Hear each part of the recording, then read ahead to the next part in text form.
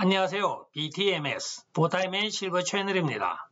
3월 12일 헤드라인 뉴스를 전해드리겠습니다. 보타임의 도널드 트럼프 대통령이 코로나 공식 전염병 선언 1주기를 맞이하여 모든 사람들이 바이러스와 싸우는 백신의 출처를 기억하기 바란다고 하였습니다.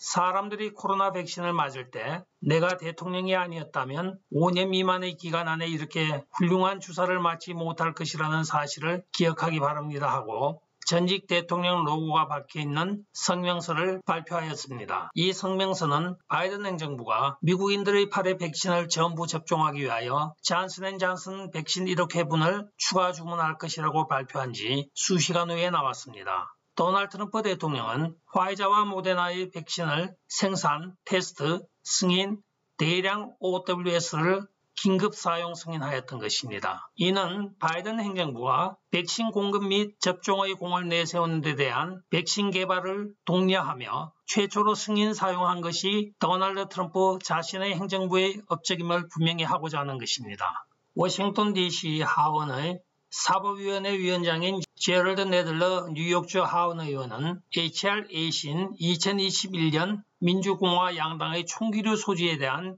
신원조회법을 승인하기 위한 성명서를 준비하였습니다. 이 법안은 하원에서 10일 통과시켰습니다. 그런데 총기류 소지 허가 법안이 왜 구제금 관련 법안에 끼워서 통과시키는지 모르겠습니다.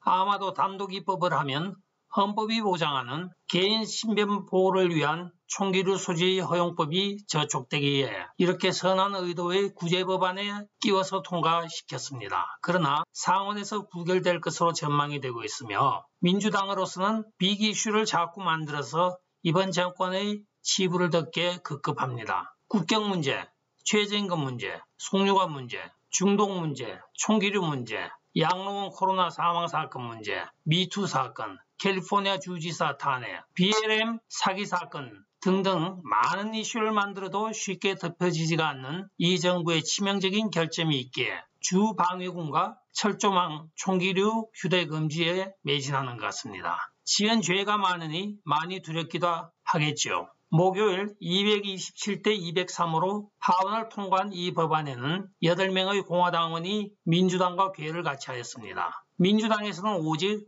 제럴드 골든 메인주 의원만 유일하게 반대표를 던졌습니다. 한편 민주당의 궤를 같이 하였던 8명의 공화당 의원 중에는 인간 안 될 김진재가 포함되어 있습니다. 조 바이든이 코로나 바이러스 봉쇄조치 1주년 연설을 백악관 유튜브로 방송을 하였습니다. 그런데 이 시청이 7,141명에 그치고 있습니다. 이 연설에서 조 바이든은 도널드 트럼프 대통령이 이 코로나 유행을 막기 위하여 아무런 조치도 취하지 않았으며 이 바이러스 유행이 확산되는 동안 아시아계 미국인이 괴롭힘을 당하였다고 대중연설에서 거짓말을 하였습니다. 도널드 트럼프 대통령이 백신 개발을 재촉하고 승인하였고 제가 아시아 미국인인데 괴롭힘을 당한 적이 1도 없습니다. 그리고 그는 코로나에 걸린 불법 이민자들을 언급하는 것은 잊었나 봅니다.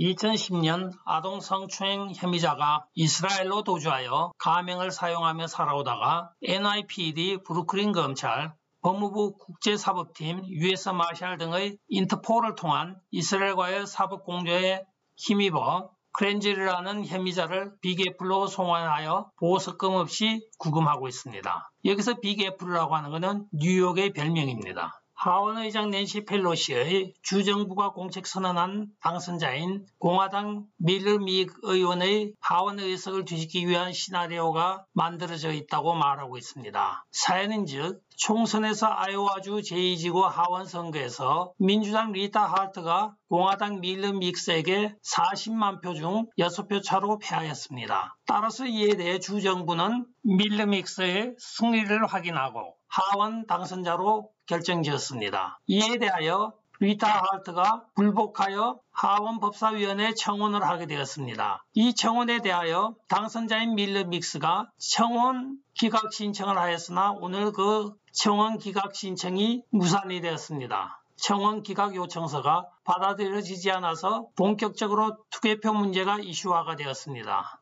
주정부가 공인한 당선인을 바꿀 수 있다는 민주당의 그 놀라운 시나리오를 한번 들여다보면 득표에서는 지고 선거에서는 이기는 노하우가 곧 공개될 예정으로 되어 있습니다. 자, 우리 중국, CIA, DBS, 솔라윈즈, 조지 소로스, 스코터스 다 모두 준비되었나요? 조 바이든은 이번 주 군대 복무 중 트랜스젠더 수술을 할 때 무료로 하는 행정명령에 서명을 하였습니다. 따라서 국민 세금으로 약 20만 불까지 드는 젠더 수술 비용을 군대가 부담을 하게 되며 이 여파로 젠더 수술을 원하는 남녀 여남들이 군대로 몰려가게 생겼습니다. 이 문제가 군대에 도대체 무슨 도움이 되는지 되게 궁금합니다. 백악관 대변인 젠 사키는 도널드 트럼프 대통령 이민 정책을 뒤집기 위한 조 바이든의 정책이 수많은 비동반 미성년 아동들의 미국 입국을 초래하였다고 시인하였으나 그것은 인도적인 방법이라고 생각해서 실행하였다고 말하고 있습니다.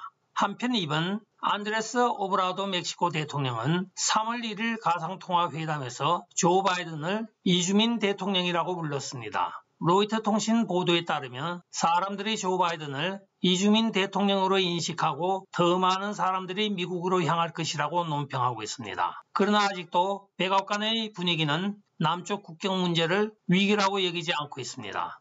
전설적인 2차 대전 노르망디 상륙작전의 낙하산병이었던 케네트 락 메리시 97세 일기로 3월 11일 오전 11시 30분에 유명을 달리하였다고 미 육군 18공수 군단이 발표를 하였습니다. 그는 노르만디 상륙작전 전날 밤에 노르만디의 공수병으로 낙하하였고 오퍼레이션 마켓 가든이라는 작전으로 명명된 사상 최대의 공수작전으로 네덜란드에도 낙하했으며 1944년 12월부터 45년 1월까지는 월지 전투에 참여한 전쟁 영웅이었습니다. 또한 그는 한국전과 월남전에 참전한 후에 1977년에 전역을 하였습니다. 고인의 명복을 빕니다. 끝까지 시청해 주셔서 감사합니다. 좋아요, 구독, 알림 그리고 공유 부탁드리고 댓글도 많이 부탁드리겠습니다. 안녕히 계십시오.